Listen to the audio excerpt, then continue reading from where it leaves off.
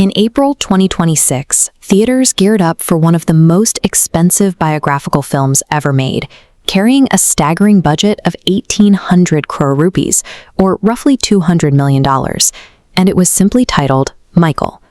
The subject, of course, was the king of pop.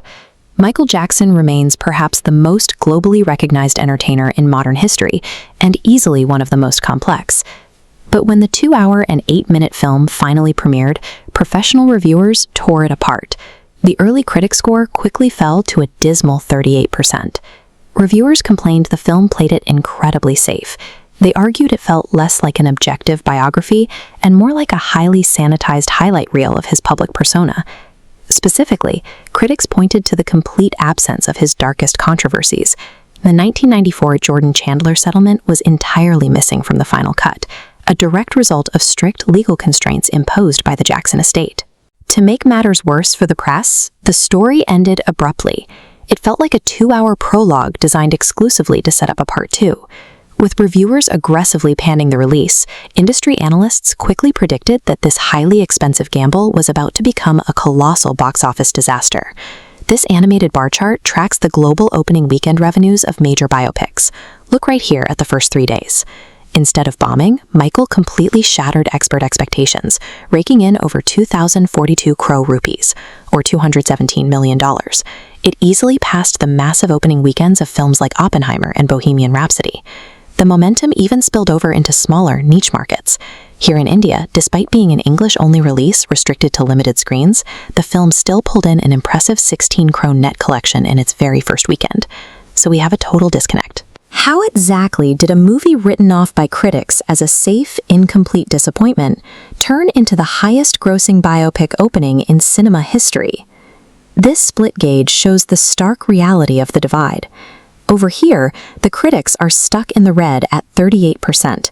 But on the right side, the audience rating slams all the way up to a massive 97%. Audiences didn't show up for a gritty, investigative documentary.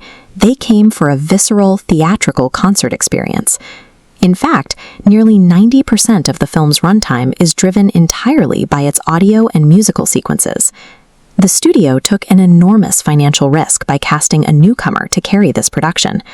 Their secret weapon was debut actor Jaafar Jackson.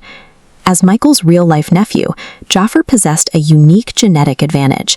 Combined with intense physical training, he captured the exact skin tone, speaking accent, and the famously distinct, soft vocal cadence of his uncle.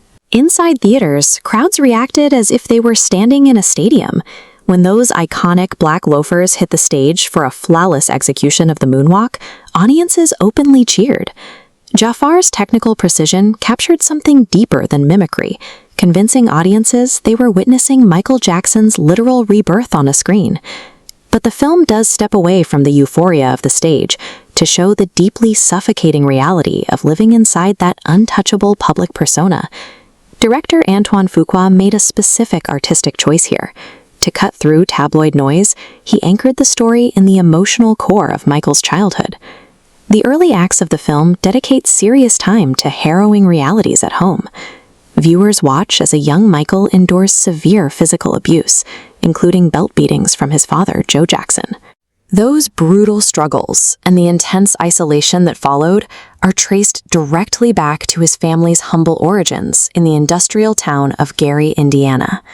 His role as the standout child star in the family band amplified the pressure on his young shoulders, pushing him to find solace with animals. This raw exploration of childhood trauma grounded the film, transforming the cinematic spectacle into a deeply human emotional journey. Looking at the massive global ticket sales, one thing becomes incredibly clear.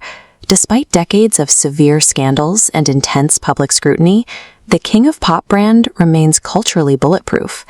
Lionsgate and the Jackson estate took a calculated risk to steer away from a dark exposé and lean into a celebratory musical tribute.